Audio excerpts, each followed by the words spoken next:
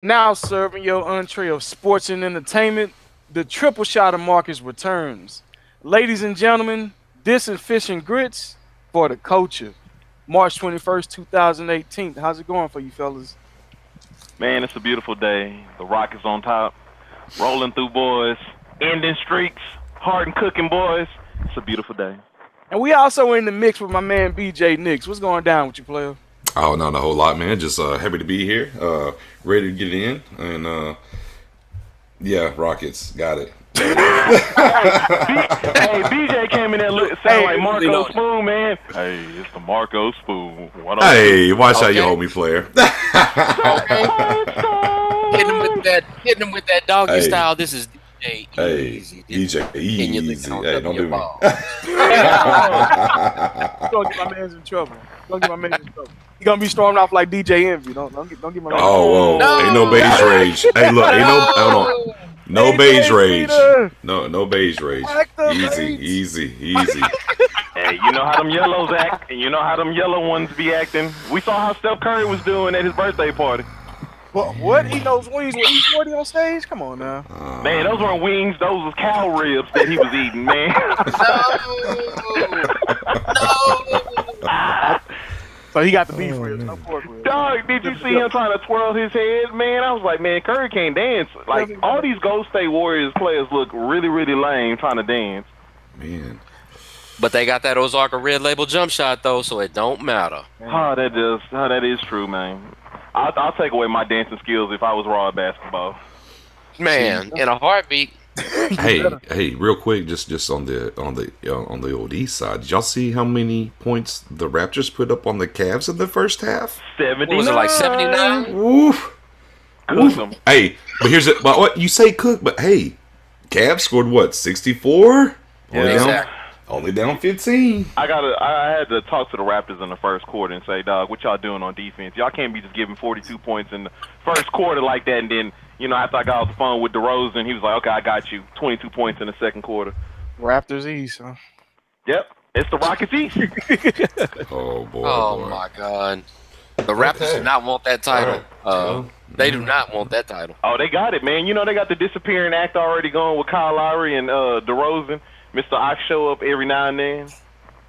Oh, okay. So pencil them both in for second round exits. That's fine. Oh no, man.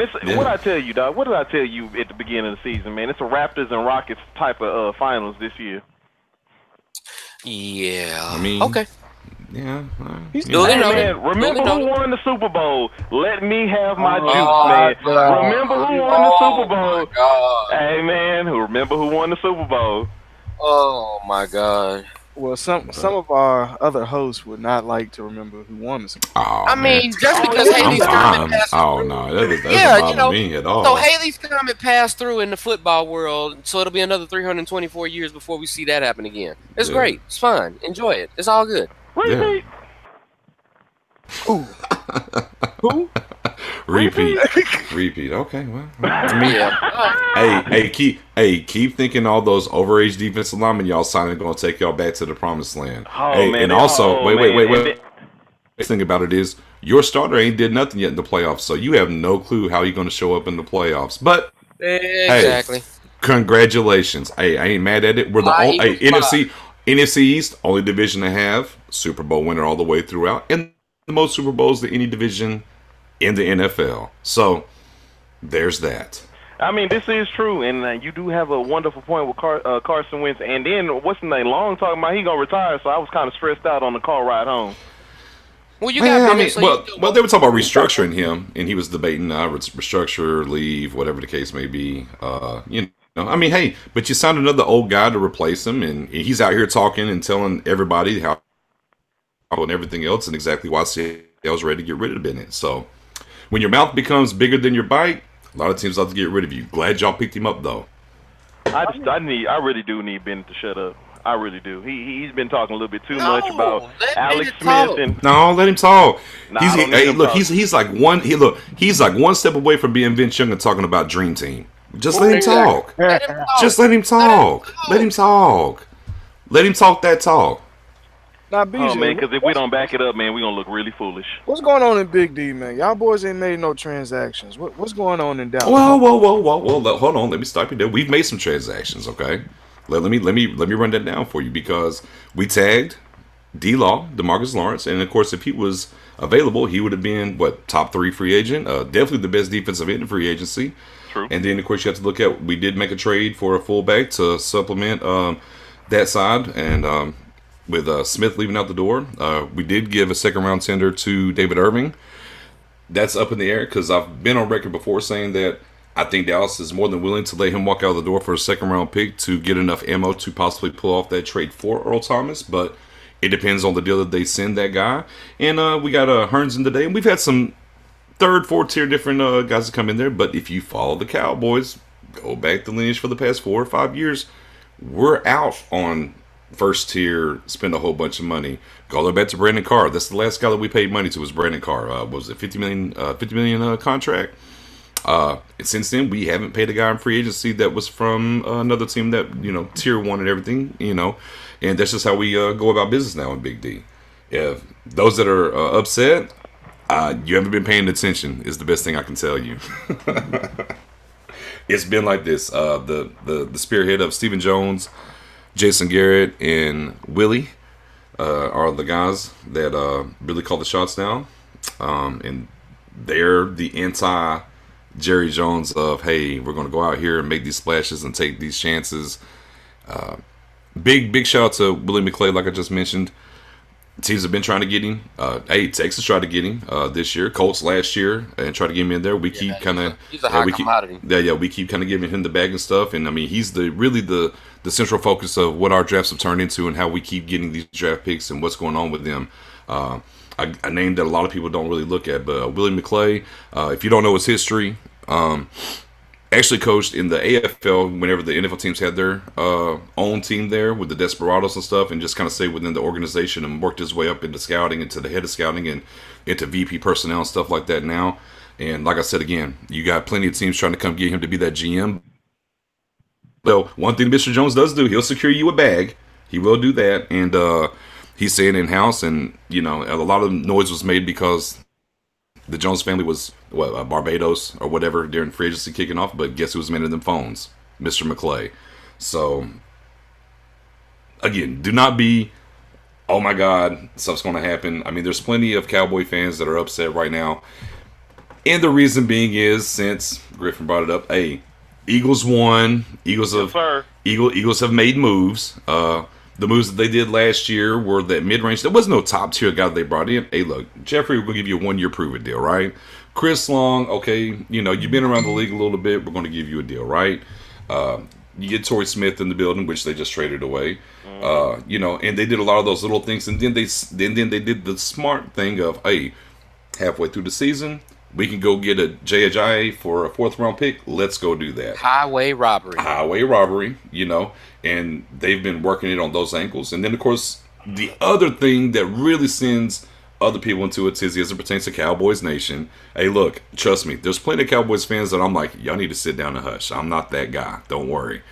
Now they've continued to make moves. Oh, well, they don't have a lot of cap space. Well, they go get a Bennett. But now we just talked about that before. Bennett's a name. I get it. He's been great in the league. However, he's older now. If he was still that good, why Seattle getting rid of him now, right? You go signed Nagata. He was awesome. He was super awesome in that Baltimore defense, anchoring it. He was okay. How long ago was that? Hey, exactly. He was okay with the lines. He's a little long in the tooth. Super long. He's a saber tooth. Did you say saber tooth? Saber tooth. I said long in the tooth, but saber tooth does get you in there. But again, when you have the casual fans and different things like that, don't understand how it works. It's like they're still making moves without no money while you're not making moves. But those aren't the type of moves they were making last year per se. So we'll see how it works out for them. Bennett's talking real big, and best defensive line. He's telling Alex Smith he can still outrun him, and they're going to do all this. Sounds good. Sounds like the Eagles' dream team a few years back. So we'll see what happens. Congratulations to them. We still got to see what Wentz has got to do in the playoffs since he wasn't there. He's got a ring but didn't earn it. Yeah, I said it. Oh yeah, I hear you talking Bang, that hot bang. shit over there, man. Bang, Hey, bang. that Yeah. should have been the MVP right there. Should have been the MVP. Should have been, and I agree. I agree. If he doesn't get hurt, he's hands down the MVP. No ifs, ands, or buts about it. And actually, on my draft board, on my draft board, the year he was coming out, he was my number one. And believe it or not, and actually, Wilson can co-sign this. Dak Prescott was my number 2. Yeah, man. Wentz, Indeed. I used to have to watch Wentz light up Sam Houston in the championship game a few years, and he always flashed greatness. But the thing I like about the Eagles is they getting them older linebackers. But if you limit their reps and then you limit their snaps, then they could come out and give you some type of production. I would like to see what moves they're gonna make. Well, let me ask you this: whenever you're getting punched in the mouth by, let's say, Barkley gets over there in New York, and you got here comes Zeke Elliott coming, how long are you gonna be able to rest them? I'm gonna tell you right now, I'm scared of shit of the Giants. I'm gonna be honest with you, man. If you put a right quarterback behind that team with that offensive lineman that they've been working on, man, they got weapons on deck, and that's the team I'm really high on this year. Because I was high on the Giants last year, and you know I'm confident the Eagles gonna play well, but it's the Giants team that I'm kind of scared about. Just for the simple fact is they have a lot of pieces that really can come together, and I don't know if y'all remember what was that in the off season they were talking. I mean, not in the off season, during the year last year they were talking about the Giants need to blow it up and redo everything. But I'm just like, the Giants were just a few pieces away from being a threat.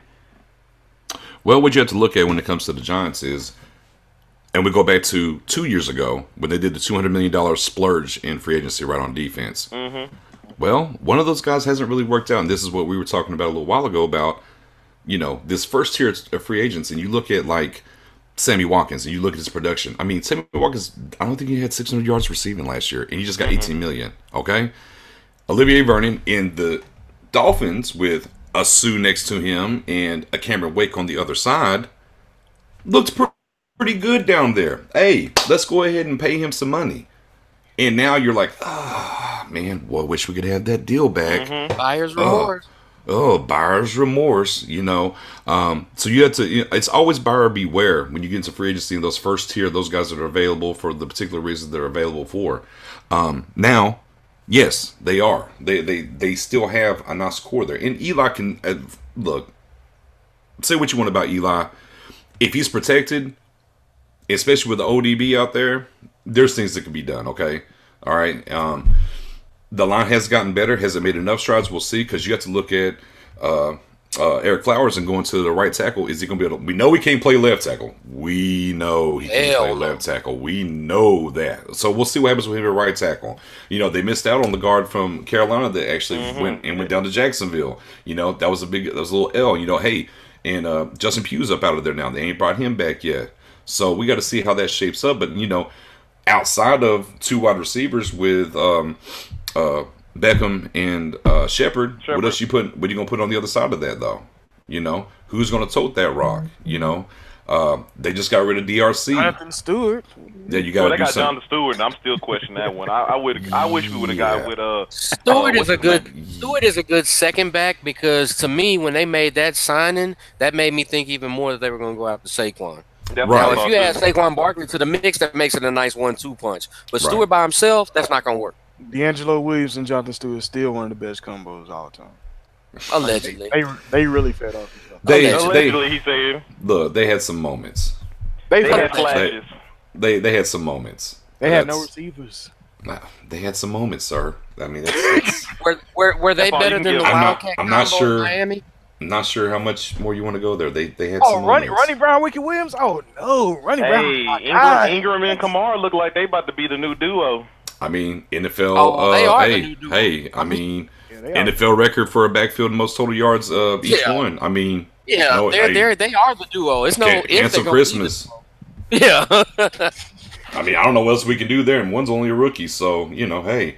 Now that's always going to depend on Ingram, because he likes to get nicked up here and there, but now he gets enough. He does get enough breather where, hey, you know, he don't get nicked up as much as he used to. Ingram got super lucky with some long runs too, so that kind of preserved. Yeah, he got busted coverage. Right, but it all filters in together though, because you know you're running with Ingram getting to the outside. I'm not Ingram, excuse me, but Kamara getting to the outside, or whatever. And then hey, that boy Michael Thomas and different things. It's just what Sean Payton does there to create those kind of mismatches for him to have those kind of runs. Because even if you go back in his injury shortened years, he would show you flashes of big runs every year. It's just being able to stay healthy the whole time to do it the whole entire year, which he was able to do this year. You know, I mean, coming out of the draft, I call him Baby Emmett. He's just got short, he's stock, he's got good balance. He just has to be able to stay healthy, and you're starting to see that now. He's the Doug Martin that made it. That's all he is. The muscle hamster. That's funny. That's funny. Hey, well, I mean, if we're going around the world as far as the NFL goes, do you want to talk about John Gruden out there basically building a team that John Gruden. He's out there building. He's out there building that team that Fisher would love out there right now. Y'all ain't looked at the moves, man. Jeff Fisher's like, man, look. Jeff Fisher out there's like, man, I could coach these guys to 8-8. I know I could. Hell yeah. Give me any team and I'll coach them straight to 8-8. You know, he's there for the future. He ready to go to Vegas. He don't care. Whatever goes on in Oakland ain't gonna look. Okay, but you're making trades for Vontaze Burfict. Now I get it. Now he's got the 4-game suspension. We don't know if that happens. You traded away Cordell Patterson. I mean, I get it. Special teams got return guy. Got 2 picks on the back end. Yeah. Okay. You got rid of Crabtree, right? Okay. All right. You brought in. You're bringing in Doug Martin. Move with Jordan. This is how I look at it.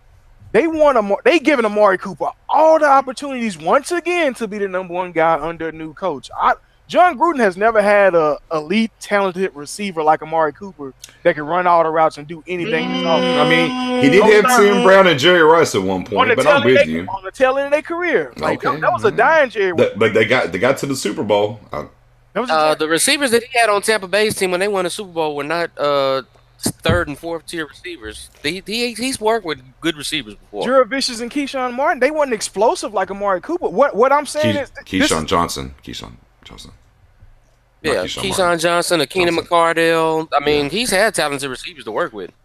Yeah, but they not as explosive as Amari. He's giving Amari Cooper. Well, hell, they didn't drop as many passes either. So I mean, okay. I'm just saying. I mean, he can't look. The dude showed. Look. I'm just saying. Gruden showed up, said he's trying to take it back to 1998 or 99, and technology. He don't know about all that and everything else. And I'm looking at the moves that he's doing and everything, and I'm like, good luck, John. Good luck, John. Okay. It smells like 7-9. Good job. Good luck, John. He's safe. He can do whatever the hell he wants. It smells like 7-9. For sure. For sure. Because I'm pretty sure. Look. I'm pretty sure the very first time that John was there, he's trying to figure out what he has in his offense. Yeah. This is what he's trying to figure out year one, because he doesn't know. He's been out the game so long, and he also had a defense that can back his fucking offense up at all times, always. So this is the first time that we're actually going to see a truly built John Gruden team, starting with the offense, not with an elite defense on the tail end of a Raiders career. Good luck with that, John. Yeah, it's good luck, but hey, he's safe. He's safe at least to the move. He got at least 5 years. I mean, that in part is one of the reasons why you see him doing the moves that he does, because he knows he has. Yeah, he's safe. It's not like he's gonna get fired. It's not like he's on a 1-year prove-it coach deal. So I mean, exactly. That's exactly it. He can do whatever the hell he want to do this year because there's gonna be no consequences, 0. But doing whatever you want to do and doing the right thing is 2 different things. And 5 years is 5 years is a stretch. 5 years is a stretch because he's not getting a rookie quarterback. He's got Derek Carr that's ready to win now. Oh, and by the way, he's the 4th highest paid player in the NFL right now. Yes, sir. So that pressure is going to be on. It won't be on maybe not so much this year because first year you're going to get that rub the first year. Your first year in a new market and you don't produce. He'll be allowed at least one quarterback change though. Yeah. Hey, real quick. Jeff Fisher lasted how long in St. Louis? How long? Too damn long. How long? How many years? What? Yeah, 6, 7 years. Yeah, 6, 7. Right? They moved to LA, right? True. How long did he last there? Only a year. But he also had how much time to fuck off and Hey, he had he built a pseudo great defense though. I'm just saying. But here's the thing: the one thing that works against Gruden as it pertains to this little narrative that we're talking about right now is this: when it comes to them moving to Vegas, and for folks that don't cross over, sports may not know, their market is lit right now because they have the most successful rookie hockey team of all time. They have a winner in Vegas right now in professional sports. The Las Vegas Golden Knights are like the best franchise. They're the best opening franchise in NHL history. Like they're going to the playoffs this year. Like they're in contention to win it all this year, year one. That momentum in Vegas is going to be expected when the Raiders come over there. So, like BJ said, yeah, it's great. He can do whatever he wants to do now as a lame duck in Oakland, per se. When he gets to Vegas, them motherfuckers better win immediately, or there will be problems. And of course, the other thing too is like right now this year with being still in California for them is going to be Gruden's back. It's going to be that old. Man, it's a family reunion. It's taking us back. Nostalgia is taking us back. No matter what happens, but we got Gruden back. When they go to Vegas, it's not going to be that. It's the first start, though. Right. Vegas when they go to Vegas, they got to produce. Vegas don't know shit about Gruden. Who? Right. Now, who is that? Maybe he's crazy like a fox and everything pans out and he takes it back to the late 90s and they're going to run that rock a certain way and do different things and maybe that happens.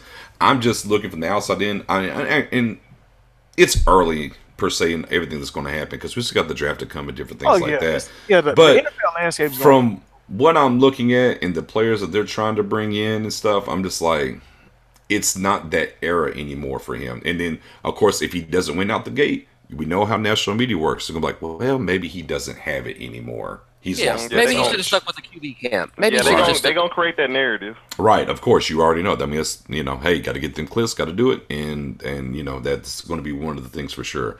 Now, I'd like to say, for the game and old Chucky and the face and everything else, hey, man, I hope he does well out there. I really do.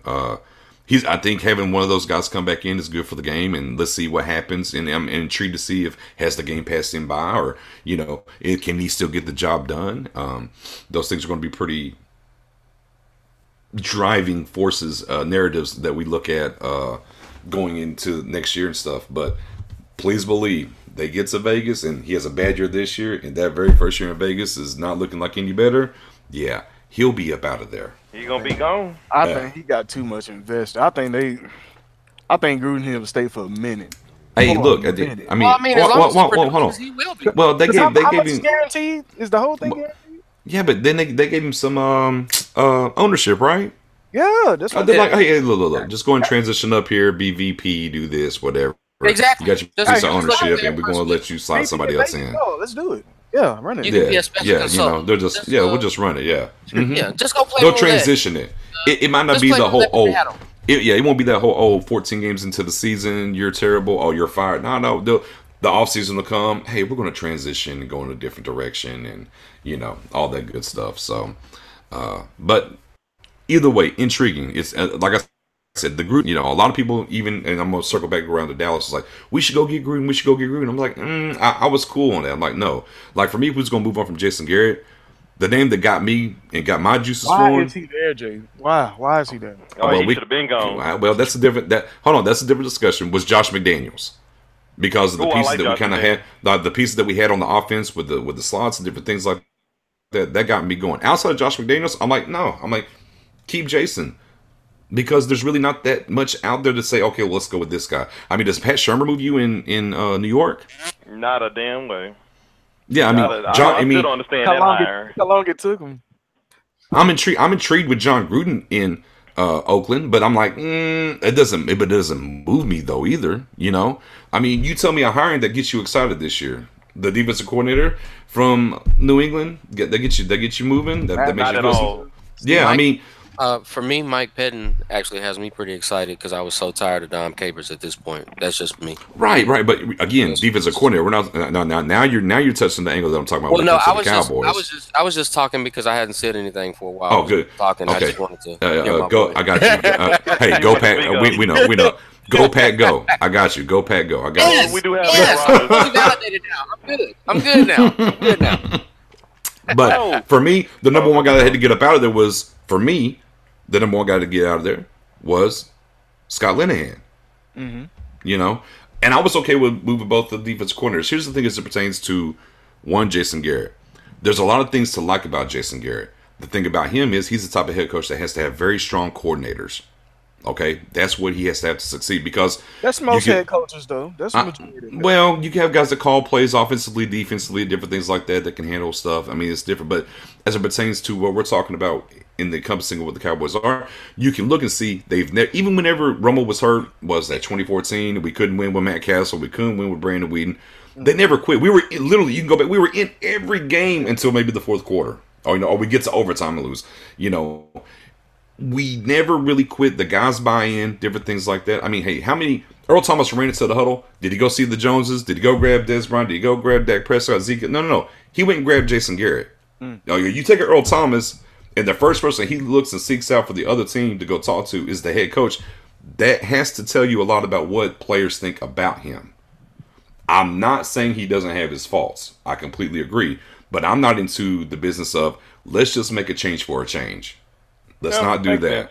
If you're going to make the change, make it for the right change. Now, the only two names that you could possibly, for me, and the other one's a stretch. Like I said, Josh McDaniels, and Harbaugh over there in Michigan. I don't know. It just feels good to talk shit about Jason Garrett because it's clock management.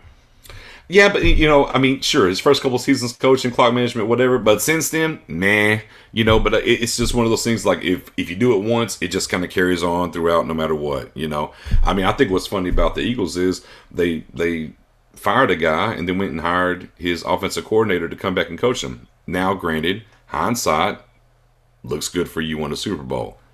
First year, though, I chuckled plenty. I chuckled plenty because it was just losing that left tackle really hurt. But I mean, I like Dougie P because he takes them chances. He pushes the envelope. Jason Garrett. The only reason why I just don't care about Jason Garrett because he doesn't do nothing innovative to y'all's system. Right. Because y'all have the pieces in place because you can use Terrence Williams way more than he gets used. Terrence Williams can't catch. Stop. Hold on. Time out. Let me stop you there. As soon as Terrence Williams decides to catch with his hands and not his chest, then maybe he can do more. But by all means, go ahead and go forward. That is true. And then, I mean, that's why I always say that I posted that when we talked about it on the Facebook between Hearns and Inman because they give y'all the versatility that will really shake up your offense and help and probably take a lot of pressure off Dez. So, hey, it's going to be interesting to see what they're going to do, honestly. Yeah, I mean, the thing about, as it goes back to that, and, here's the thing you always hear Cowboys fans say, if I'm lying, tell me now and I'll shut up. Well, if we never would have got rid of Jimmy Johnson. Oh, boy. Okay. Now, let me go back and give you a quote directly from Jimmy Johnson. We run 6 to 8 plays. Stop them, right? Indeed. That's what he said. That's what we're running Emmett first, Emmett second, maybe a play action, and then we're hitting Jay Novacek or we're hitting Michael Irvin on a slant, and then every once in a while that play action we'll hit Alvin Harper over the top. That's what we're doing.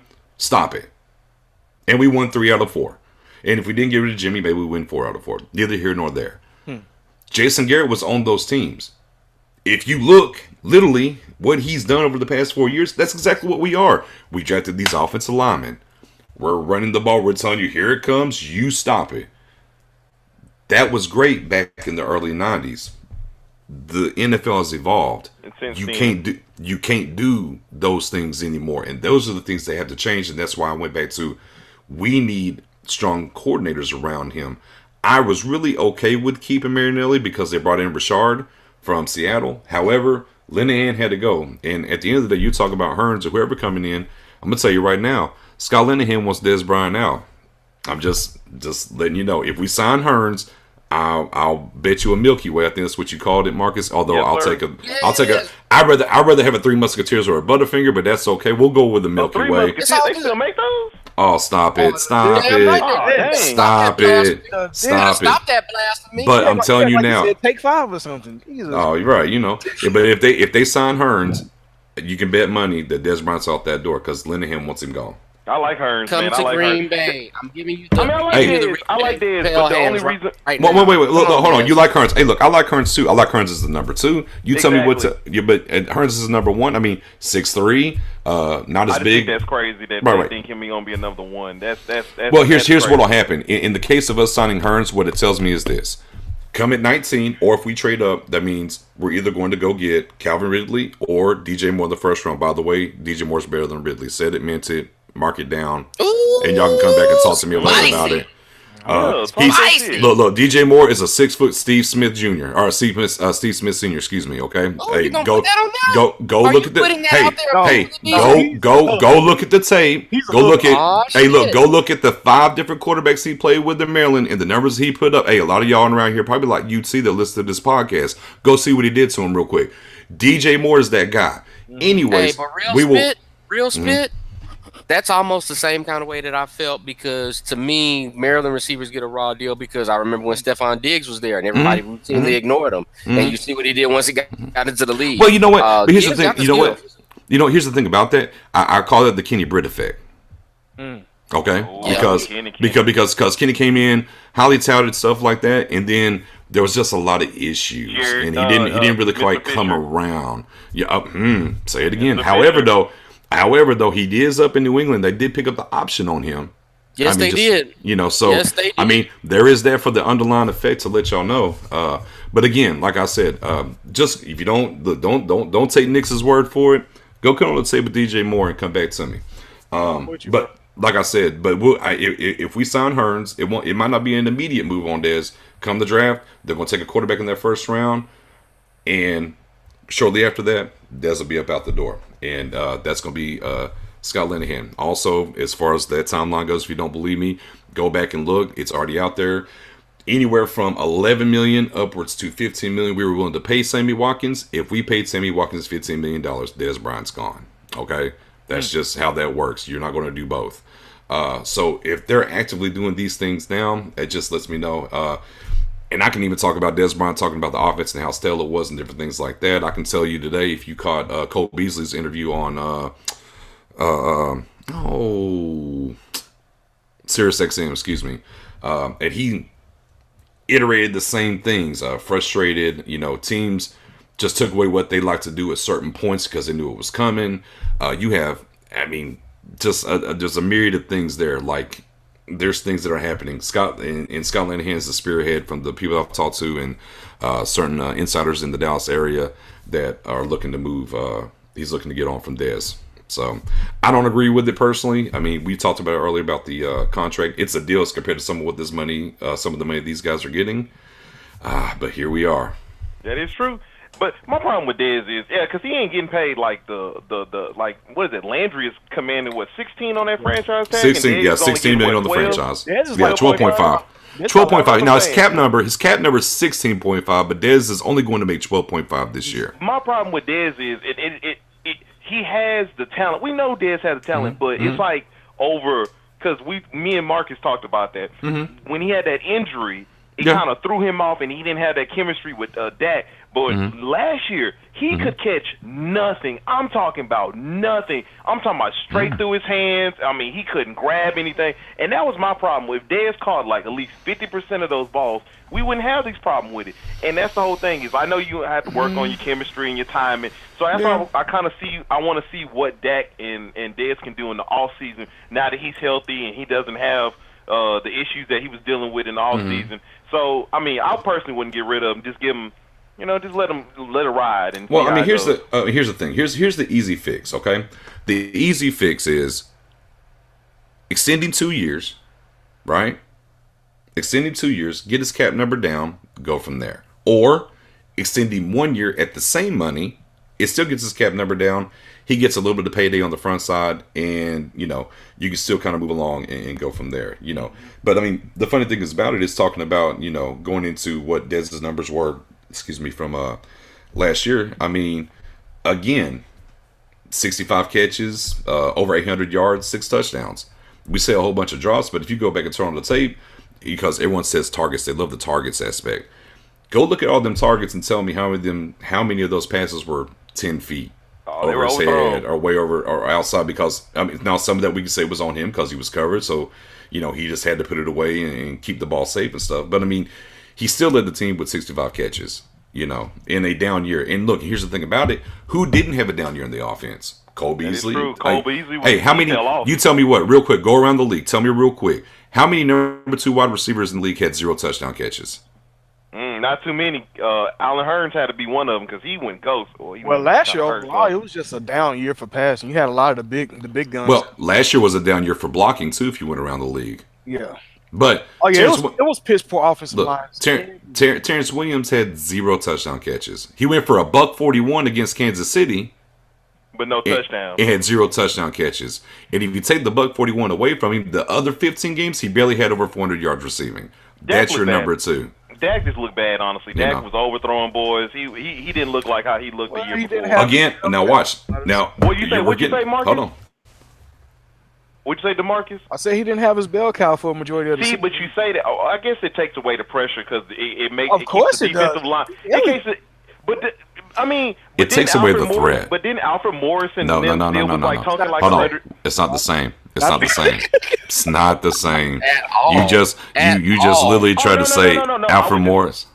Go ahead. No, I wouldn't say no. I wasn't saying that. No, it keeps it. I know Elliott keeps the defense honest and it keeps them on their toes. But I'm just trying to say that it was a lot of passes and there was a lot of situations. If you look at those games where Dak was really not in sync with the offense, and I understand that he was probably thrown off, and I can understand that. But it's just like you're not always gonna have you're gonna be in situations where you may not have him. Or again, it goes back to Scott Linehan and the plays he was calling, and people knew what was coming. So okay, now all of a sudden Cole Beasley's bracketed. Okay, Dez is running out. Everybody knows Dez is running out, or Dez is running a slant. Everybody knows Dez is running a slant.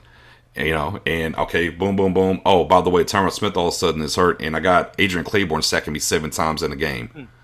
So it all filters in together. But now when the man go from 30, hey, like I said, with Tyron Smith and Ezekiel Elliott for the first 9 games, they averaged almost 28 points per game. Right, and that's even with the clunker in Denver, where we got just throw the whole baby away, throw the whole game away in that game in Denver because it was terrible. And even with that, we still averaged 20 points a game. Now, what happened was the very first week that Zeke was gone, so was Tyron Smith, and now Tyron Smith has issues, and that's something that they need to start thinking about addressing as well because Tyron Smith now, for the past 2 years, has had back issues and missed games. And okay, hey, what's going on with him? Hey. Typically, the older you get, back issues don't get better. So, I mean, that's something else to look at, too. So, there's a lot of things there, but you still have to go back to whether it's adjustments, scheme, and you have a multitude of players, not just one, not just a wide receiver here, wide receiver there, but a multitude of different players saying, hey, teams just kind of knew what we was running in certain situations, and they did the things to take it away from us. Now, you could say, well, the quarterback should be able to read that and see it, but I mean, you can't always tell. Okay, well, they're going to be sitting on this slant. Oh, okay, well, they're going to be bracketing it over. Teams don't show that all the way as pre-read, and that's on your coaching to do something about that. So it'll be as we watched the Netflixes of Last Chance U. Literally, this is last Coach U in Dallas. U. Yeah, if they don't get the job done this year, because if you look, they got rid of basically all the different coordinators and quarterback coaches and assistant coaches, and they just kept the big guys and brought everybody else in. So if they don't get the job done this year, well, you can probably go ahead and kiss the baby. Dang, DeMarcus, did we skip entertainment? No, we haven't skipped anything. We just got on such a good football run now because I was about to interject. Football's what I do. I was about in case to y'all didn't know. The fact that I'm enjoying watching King James come back on this fabulous first half by the Raptors, and they actually won the game. They actually won the game. Hey, and guess what? I told my guy Messiah too, because we were talking right before this at the halftime. I said, yeah, but what they shoot in the first half 3-pointers, and the Raptors have shot 12 of 18 of 3-pointers. I said, yeah, they fell in love with it. They won't hit the same in the second half. It'll allow them to come back, and then boom, there it is. That third quarter, they lost it, man. I don't know what was going on. They weren't hitting nothing. But I want to switch the conversation because there's an entertainment topic that I meant to bring up earlier, DeMarcus, that I meant to drop. Dog, let's talk about this Avengers trailer. I totally forgot the Avengers trailer came out. We need to discuss this. Oh, man, you mean the trailer I watched about 10, 15 times? Bro, can we discuss this trailer and what you got to say, Marcus? What you got to say?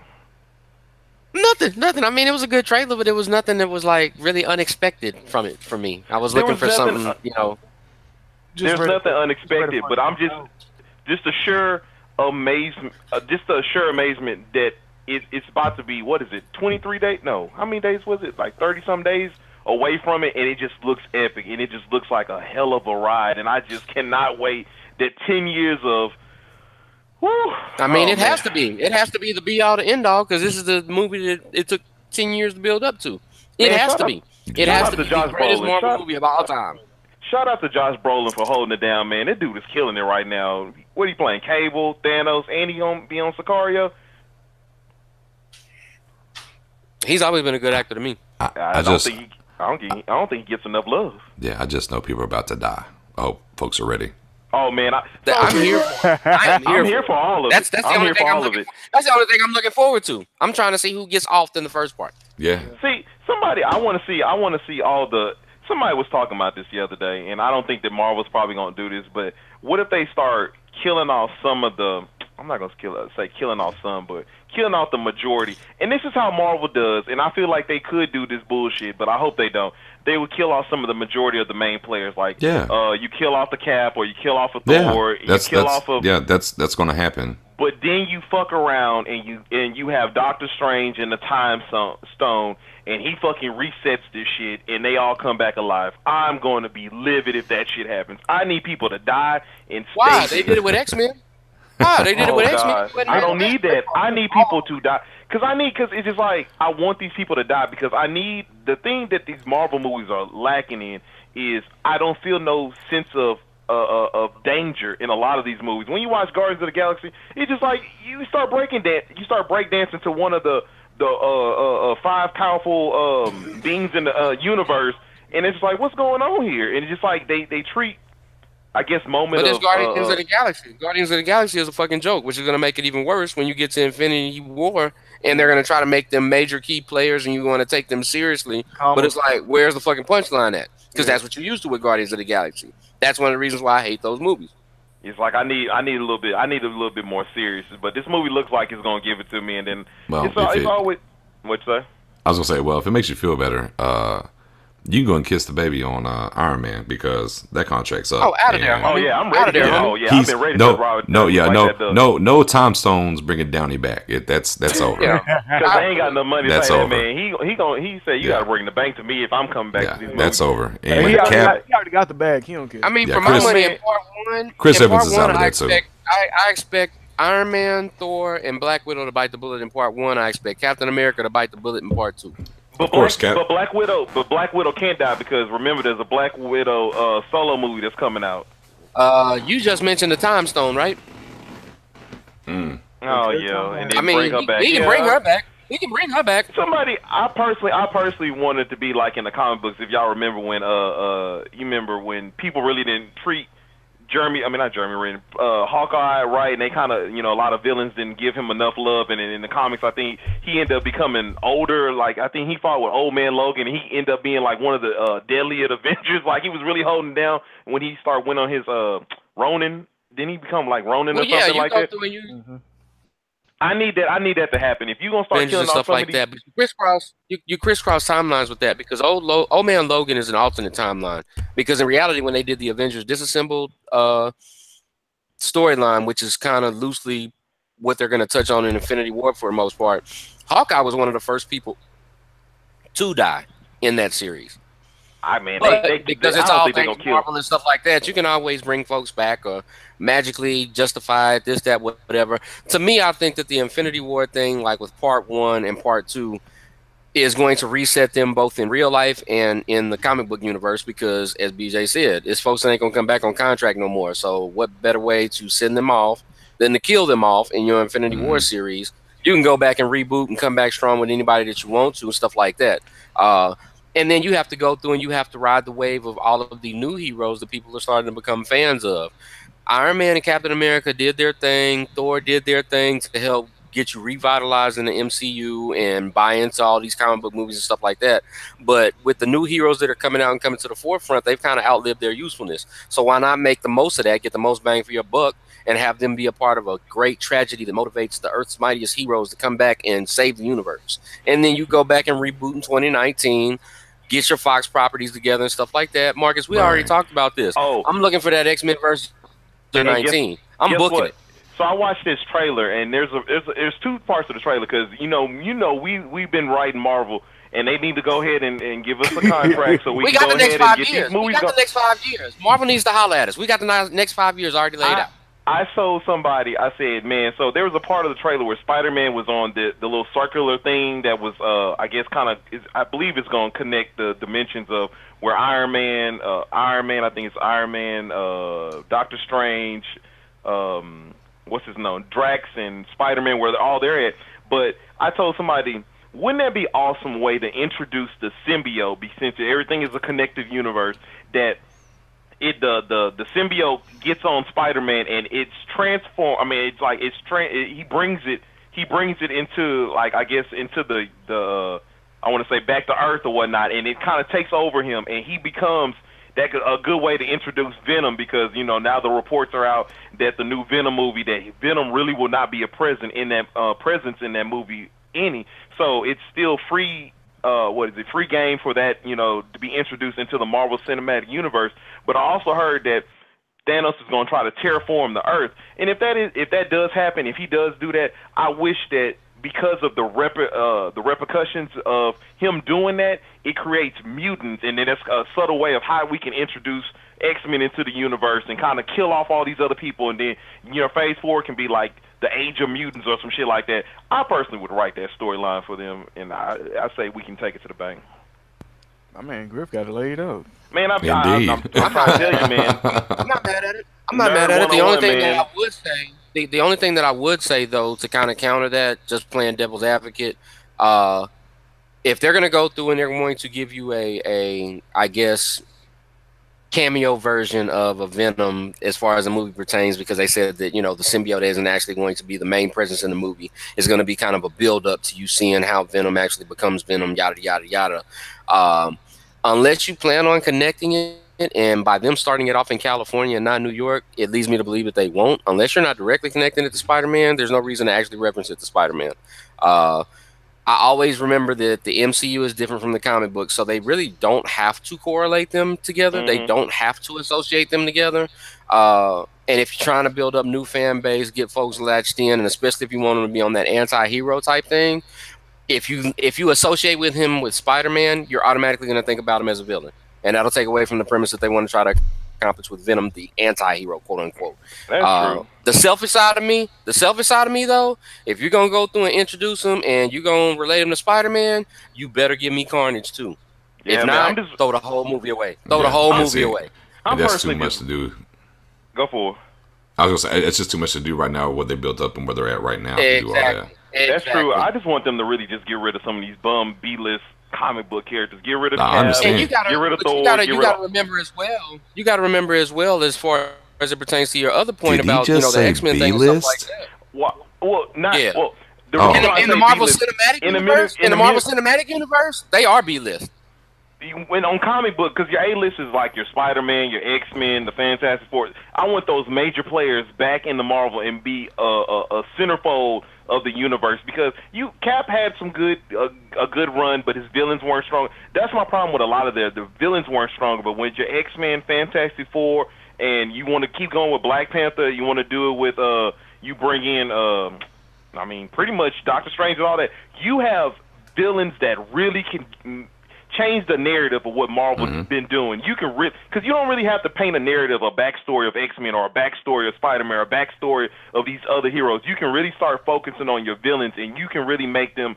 I really think you can really make the Marvel universe exactly what it should be, and it should be more of a villain-driven. Because we know our heroes. You grew up with these people. We want to understand the villains more, and that's what. And Eric Killmonger, he's the one that set the tempo for me.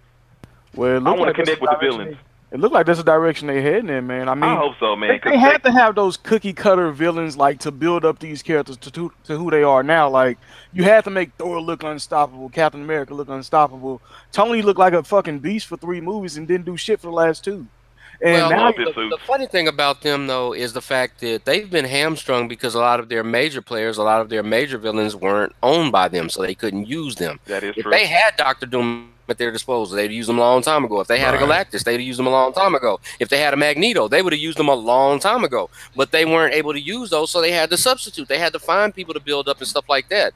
And while we're on the subject of, as far as the tiers of heroes go, one of the things that movie watchers might not know that comic book readers know, the people that have pushed forward the narrative and kind of been the box office draws for Marvel Cinematic Universe are not very strong when it comes to comic books. There aren't too many people that read Captain America or Iron Man or Thor. They'll read them if they're in the Avengers, but as solo artists, they're not that hot as far as Marvel properties go. That's why when you said that they were B-list, I completely agree, because I'll read and look at the dynamic of Iron Man and Captain America and Thor as it pertains to a team book before I want to sit and just read about them individually. Because individually, they really don't have that much that I'm going to buy into.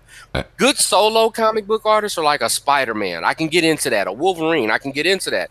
All the rest of these folks play up stronger in groups or in team narratives than they do solo, but they flip that as far as the Marvel Cinematic Universe goes. Yeah, and they've used those as their bell cow and their golden gooses. So they're going to go through and they're going to do that, but just like they have to realize that things outlive their usefulness, now they're going to find new bell cows. You're going to find a new guy. They've already found one in Black Panther. They're going to keep moving forward and driving and going through and getting those key people. Spider-Man is about to get a huge push on the reboot as a solo artist as well. They're going to go through and they're going to have to reinvent, but some of those guys are going to have to fall to the wayside in order for them to get to that point. And what better way to do it? Just because the stars line up right? Bring in a Dr. Doom. Bring in a Galactus, you know what I'm saying? Bring in a Magneto. How cool would it be to have an Avengers versus X-Men movie where they start out duking it out, but then they find out they got common enemies they got to fight because you got Dr. Doom, Magneto is trying to take over and rule the world. Or I mean, it's all kinds of directions you can go with it. Or you want to have have the Avengers viewing the mutants as, like you said, like as threats, and you could have the X-Men versus Avengers, and then you'd be like, oh snap! Oh, you gotta have it because that's the only way that you're gonna have Storm and Black Panther get married. Oh, and then we gonna have the Skrulls popping up. Oh shit, man, it's about to be lit. You already know. See, you couldn't have those before. You couldn't have Skrulls before they did this. You couldn't have Skrulls, man. And you talking about what you could do with those Skrulls? Oh man, you could really fuck some shit up, man. You could just you can go back. I mean, you can literally go back through the 10 years of movies that they have right now and just take key parts and be like, well, you know, that was a Skrull right there. You know, that was a Skrull right there. You know, that was a Skrull right there. I mean, it's endless numbers of possibilities that they can do with it, but it's good to see that they're getting themselves in a position where they have that flexibility now. It just means that us as fans are going to get better stories and better movies down the line. Like we can be like, oh man, where the fuck Hawkeye been? Oh, he been kidnapped. He turned to a Skrull. Oh shit. Hey, man. Yeah, the one that they killed, that was a Skrull. The one that they killed, that was a Skrull. That wasn't the real one. The Black Widow they got killed, oh, that bitch was a Skrull too. Here's the real one right here. Yep, man. She was chilling. Now y'all be very interesting. Y'all dream about to come true. Thanos got the most movie time in the whole film. Then we seen how they built the character of Michael Douglas. So they already started to make that turn. Eric Killmonger. So it's happening, man. So you can't have a good superhero movie without a great villain. It just don't work. And they actually building them up. I just hope they don't make that. I just hope they don't give us no sympathy for Thanos. I don't want no sympathy. They said that they may because I believe the directors, what's the name? The Russo brothers were saying that they believe part 1 of Infinity War is more of a Thanos origin story, and kind of you realize how can you get what he's doing. From Thanos' origin? The only sympathy I guess you could do is this man that's in love with this woman, with Lady Death, and he's just trying to please her. But I guess, it's like you blowing up the universe. The fact that he wants to kill exactly half of the universe is a tribute to Lady Death. We don't know what kind of backstory they're gonna show, man. If they give any backstory besides that one, throw the whole movie away because there's no other way to go through with Thanos' origin. That's what makes Thanos Thanos. He's on a mission to kill half of the universe. But that's as a tribute to Lady Death. I want to see that savagery through the whole movie. I do. I want to see him not giving no fuck. In part 1, I think it's gonna be like a WWE squash match. I think he's gonna go through and he's gonna lay waste to anything and everything moving. I think he's gonna beat the shit out of the earth in part 1. They're gonna find a way to rally and come back to win. But I think part 1, it's a lot of kids that's gonna be pretty upset because they're gonna be like, "Damn, did anybody scratch this motherfucker?" Yeah. I think he's gonna beat the brakes off everybody. Bro, I need it to be really somber. I want to be like really depressed coming out of the Infinity War. It's like, dog, people are dead in this movie. What is going on? Break Gamora in half. All my childhood heroes are gone. I can't believe this shit. It reminds me of Lord of the Rings. I don't know if y'all Lord of the Rings fans, but like after the first one, how it just stopped and you be like, yo, what's wrong with Frodo? What Frodo's Sam over here? I'm like, what's going on? All this drama going on. The band is breaking up. What's going on? I need that, man. I want to be heartbroken, man. Man, speaking of heartbroken, U of H broke my heart. U of H broke my heart this weekend. Oh man, you had a segue. Real quick. Real quick. I just want to before you get there. We just signed a linebacker in Dallas from Green Bay, Joe Thomas. Just want to put that out there. 5 minutes. Excellent pick. Ahead. He's gonna be a good fit in y'all. Joe Thomas is gonna be a good fit. So we're just want to let y'all know we're no longer the only team not to sign a free agent. We're on the board. Put it on the board.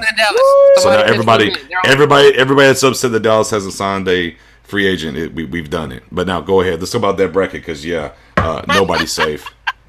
Everybody dropping like flies. Nobody's safe. Nobody's alive at this point. Nobody's alive. Damn right now. That's what I'm. It's scorched earth on these brackets. That man said scorched earth. What is this, Tug Speedman on Tropic Thunder? Scorched earth. Man. Out of there. Everybody kill everybody. Everybody kill everybody. Free throws, man. Like when I say. Free throws? You want to talk about free throws? Free throws. 3 out of 4. I know they at the gym right now shooting them hoes, wondering what if. What if we would have made these? They had so many opportunities to put Michigan away, and they just couldn't do it, man. They just could that not beater do was it. crucial. That was heartbreaking. I wouldn't even, I'm not even a college basketball fan, but when I saw that 3, I was like, oh shit! I know Marcus is over there. But the part that was hurtful about it is that it should have never been a pace where the buzzer beater would have even mattered because if they hit their free throws and they play solid defense, it doesn't matter what a 3 does at the end of the day because they would have been up by 5. I mean, you got to go through, you got to hit them. They're called free throws for a reason. If somebody's gonna give you a gift, you need to take advantage of that shit. And you couldn't. You missed 3 or 4 down the stretch in the last 10 seconds of the game. I mean, they gave you opportunities to put the game away. They gave you opportunities to give you, to go ahead, put that nail in the coffin and stuff like that, man. I mean, you were looking at a mirror image of yourself anyway because Michigan is one of those fast transition, light them up, very guard-heavy teams that can go through and put up points in bunches. I mean, the game was a series of spurts anyway. One team would go on a mini run, the other team would counter. It was back and forth, back and forth, back and forth. So when you get those opportunities to establish that separation and go ahead and put it on ice, you got to deliver. And if not, you get what you got. And that's that 3 in your mouth by a freshman at the buzzer. Y'all take it easy. Y'all look good. Shouts out to the man bun. And y'all have fun on the way back to Houston. Bye-bye. The man bun. Son of a... Man. I feel like Will Ferrell and Anchorman right now. I'm just a bundle of emotions. Jesus. Well, I know all our brackets are busted. I hate what happened to Purdue with the big man, but hey, I'll be honest with you. I don't even fill out brackets, man. I don't do it. Brackets actually are still alive though. Why? For what? Because it would drive me absolutely up a wall. I've never once. The one thing I've never done. Now granted, I've done draft boards for I don't know about 10 plus years now. Oh my god. I don't really do mock drafts too much, but I do draft boards for 10 plus years. I've done them.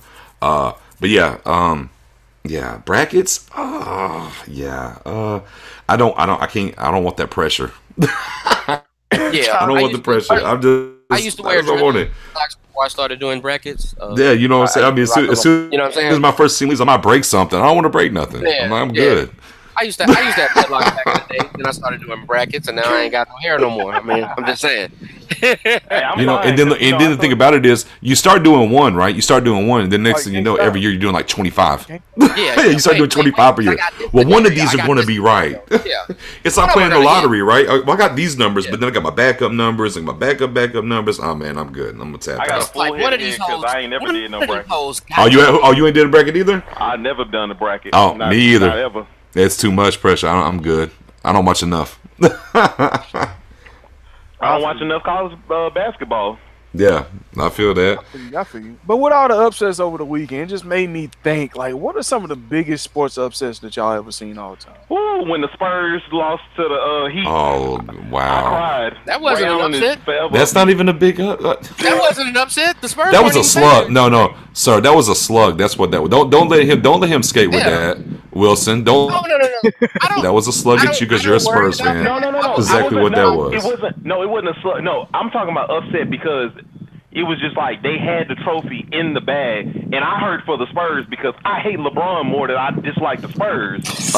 An upset would have been. I mean, if you're gonna use the Heat, the upset that you should have chose was the Mavericks over the. Oh no, I celebrated on that one, man. Whoa! We didn't say which upset we celebrate or didn't celebrate. Like, what's the biggest upset of all time? Well, okay, you're right. That is the biggest upset because we shocked the world with that upset with the Dallas. Now man, notice BJ how he just went to the we on the Mavericks with y'all team Rockets. Oh, you know this, but you know I'm when it all boils down, I'm a Rockets fan #1 and I'm a Dirk fan #2. And Dirk I ride with, and he became Super Dirk in that playoffs. And you were born and raised where again? Oh, Houston. And your NFL team is who? The Eagles. Okay. Duly noted. Just need to know. Let me be honest with you.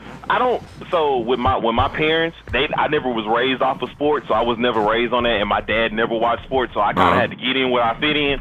And the Eagles, they were always the most electrifying, and I just kind of gravitated towards them. And Dirk back in the day was one of just him and Tracy McGrady were two of the most unstoppable players in my opinion. So that's why I became fans of wherever they went. And then I'm in Houston, so I gotta rock my Rockets.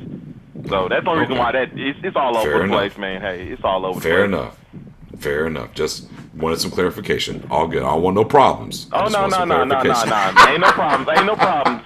Ain't no problem. Man. That upset. But that Dallas upset was something serious because I feel like everybody and their mama created a narrative that Dallas wasn't supposed to win that. But yeah, very true. I mean, but you start talking about upsets, though. I mean, there's just so many across the board. I mean, you talk about the Denver Nuggets back in the day being the number 8 seed.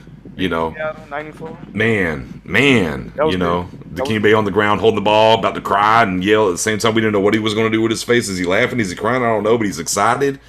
The Warriors upset the Dallas Mavericks back in 2007. Oh, yeah. Baron Davis and them boys. Yeah. I ain't never going to forget that. Yeah, man. The Appalachian State when they beat Michigan. Yeah. That was a big one. For sure. I mean, the biggest of all time, though, boy. That's... in 2018 when the Rockets beat the Warriors and go to the finals to win the championship. Sweet. First of all, Jesus. It came because, first of all, just to hedge your bet and make sure that you get this dose of reality, as a number 1 seed, you can't upset anybody. That is true. But hey, I'll tell y'all what. How about this one? I'll tell you what. Even though you just said number 1 seed and not upset nobody, I mean, realistically, don't we really have to talk about? I mean, and it's fresh. I don't want to be a prisoner of the moment, right? But let's talk about it real quick. The Eagles just beating the Patriots. Oh, that was a huge upset. Oh yeah, nobody saw that one coming. Hey, I'll say the Giants. No, I don't consider that an upset. Yeah, the perfect. You don't think so? I mean, with all the players that were missing, losing the quarterback late. Losing the quarterback late, stuff like that. Now, one of the things that I talked about on our podcast for weeks and weeks leading up to the Super Bowl and stuff like that was I told people from the jump, and Griffin DeMarcus can be my witness to co-sign for this. Before the playoffs even started, I told people that I liked the Eagles going to the Super Bowl. Why? Because they reminded me of the Giants back in '90 when they lost their starting quarterback and rallied behind Jeff Hostetler. The similarities and parallels between them were very, very similar. New England isn't the same New England that we think about. We're just so used to them being the big bad bully on the block and automatically assuming that if they go, they win, that it's looked at sort of as an upset. But to me, when you look at the collective teams on paper, looking at them as a man to a man, to me, the Eagles are more talented anyway. So I never expected them to lose to the Patriots. Now, off the name association, yeah, it can be viewed as an upset because you beat Tom Brady, who arguably is the GOAT, blah, blah, blah. That's great. But to me, it just didn't seem like that big of an upset. To me, a bigger upset football-wise was when the Patriots beat the Rams back in 2001, or when the heavily favored number 1 in offense and defense Green Bay Packers going for a repeat lost to John Elway and the Broncos. To me, those are bigger upsets in football. Yeah, I won a $50 bet off of that back in the day, by the way. But neither here nor there. Neither here nor there. Maha salute to that. Maha salute to that 50 I got. As a young man, I needed that. Well, I mean, maybe talk about the Giants and the Patriots, maybe undefeated. Elon, them boys. That one's a good episode. Too. Yeah, that one's a good episode. That one's up there. What you got? You got another one? What you got? For me, honestly, I'm gonna keep LeBron beating comeback 3-1. There was a lot of layers to that with the suspension to Green, different things like that. I mean, still, hey, hats off to him. I mean, he only missed one game. It was kind of huge, whatever the case may be. And you still got to play Game 7, but I mean, yeah, you gotta definitely tip the cap. The 3-1 there. 7-3-win team. Yeah, man. Yeah, I mean, how about this one? How about let me change that? Can I change that real quick? It's not the biggest upset. Maybe it's the biggest choke job, and I'll leave it at that. Go ahead. Ooh, James Harden Game 6 last year. For me, honestly, I'm gonna stay in the moment, and for my money in my lifetime, I've never seen a bigger upset than UMBC beating Virginia, and this is why. That was huge. This is I mean, why. it's the first one ever. They're the first one ever to do it. But hear me out. We know looking at the man's side of the bracket historically, and it still continues to this day. They spoon feed number one teams sacrificial lambs every year to open up the tournament. Every single year, they will pick the worst team to put in to play the number one overall seed. And people forget Virginia was a number one overall seed, number one team in the nation, arguably playing in the best conference in basketball, and had beaten teams that were much better in the Dukes and Carolinas. They only lost to West Virginia, right? Exactly. You go through and you balance that off the fact that this wasn't the typical March Madness. Oh, it was a miracle shot, miracle play. But no, they handled them. Motherfuckers by 20. They lapped them boys. To me, that is by far the biggest upset that I've seen when it comes to that narrative, because I could see if it was, last minute 3 after a hard fought game to win. They said no, them motherfuckers was never in it. They beat the brakes off Virginia from start to finish. Virginia averaged giving up 53 points a game. I mean, they that's got 53 the biggest points scored on them in a half. Yeah. I mean, that's the biggest thing. But of course, here's the thing about that when it comes to Virginia is defensively, we knew they were stout. Offensively, though, they've had their right, and that's been their narrative for a couple of years now. Defensively, we know what they are. But once again, you get there. Okay, our defense is everything. They're a 16 seed, and they start hitting them shots and getting off, and you can't score with them. It turns into a thing. But I mean, historically, forget the number one seed, like you just said. I mean, and that was my point always when we were talking about it beforehand. Was they were the number one overall seed. Yeah, they're the number one. Period. They lost one game all year to West Virginia, and you got housed. Like it wasn't even. Beat by a dub. It wasn't a 1-point win, a last minute. Yeah. You got beat by a dub. We got right. Kind of got to throw Arizona up in there too. I mean, Buffalo housed them boys. They paid $100K for they 2 seed. Oh yeah, I mean you go through and you look at it. You go through and you look at it, man. Arizona had a lot of stuff disappointed a lot of people, but they followed that formula that I always talk about too. When it comes to March Madness, man, the 2 things you need more than anything else, you need great team defense, you need a high backcourt. Arizona really had neither of those. They depended on that big man, and they went the way of Wake Forest with Duncan and all the other teams that you know of that had great big men but didn't have the backcourts to go with it. You can't win with just a big man in March Madness. It just don't work like that. You got to have team defense, and you got to have a hot backcourt. Every team that's still playing right now in March Madness has a hot backcourt. Every single one. All right, since we're on March Madness, I'm going to throwback real quick, because before Duke was really Duke, how about Duke being the UNLV team? Oh, yeah. Before Duke was Duke. Everybody thought that was a championship game. Right. Because unbeknownst to them, Duke still had to go and finish the job against my Kansas Jayhawks with the greatest alley-oop by Grant Hill of all time. Oh, my God. He caught that bitch one-handed behind the backboard and still punched it. I was like, oh, Jesus, it's over. You gotta throw like a Buster Douglas up in there, Arizona Diamondbacks. No doubt.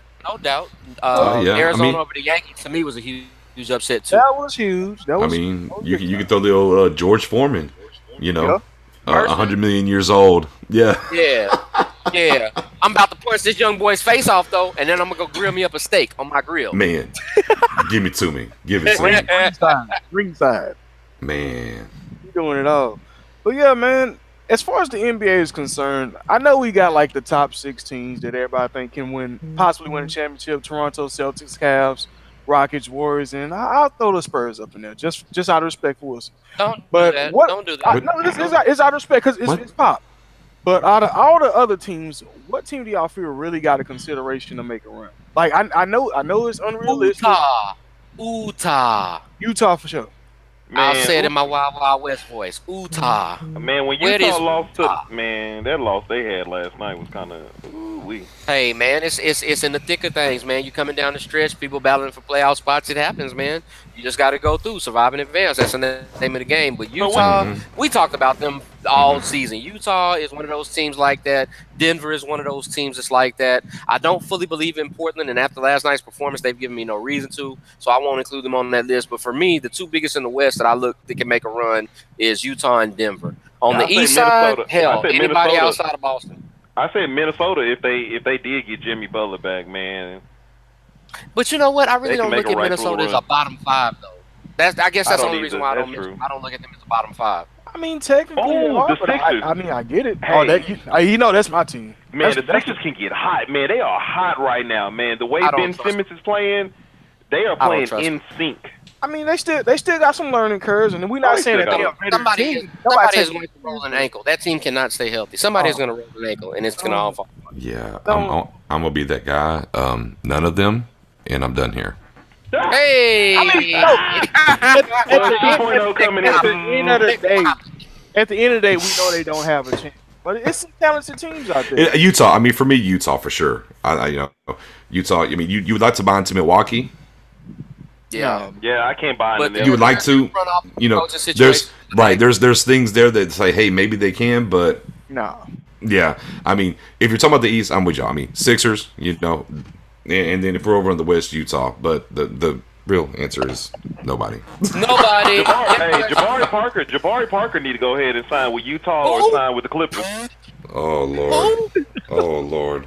Y'all don't like Jabari, man? Oh Lord. I like Jabari, but I just don't know who Jabari is right now. To me, he's kind of got that David Klingler syndrome in basketball. Like, he's so shell shocked. I don't know if he'll ever be good again. Period. But he's on to something. He needs a change of scenery, and then you can see what happens. That's without a doubt. That's without a doubt. I mean, he's on to something there.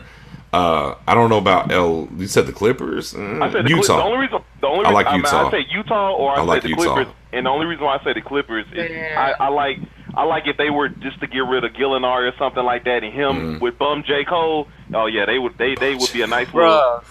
They need to get rid of Doc Rivers if they ever want to have any success in LA.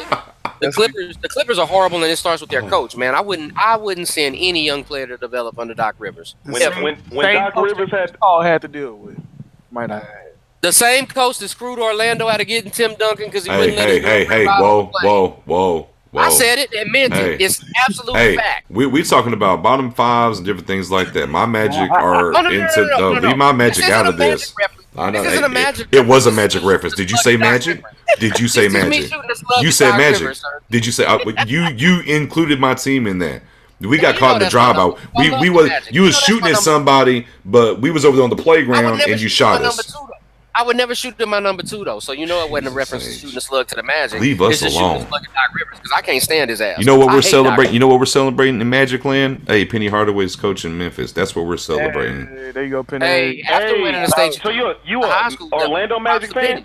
Oh yes, sir. Yes, sir. Hey, well, shout out to Trace McGrady getting into the Magic Hall of Fame. I mean, he's in the NBA Hall of Fame as well. I'm gonna tell you right now, that dude there, boy, Tracy McGrady, boy. If he'd have never went to that trash ass Rockets team, he'd have been a first. My bad.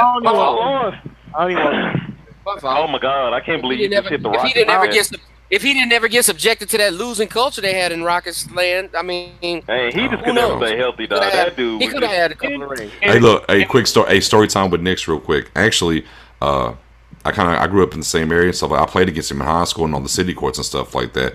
And what a lot of people don't know or haven't checked into the history and stuff, his back was actually messed up in high school. He got undercut and hurt his back then, and it was always hurt like that because he played in Auburndale, Florida for until 10th grade, and then he went to Mount Zion. And the fun thing about it was he went up there for a year.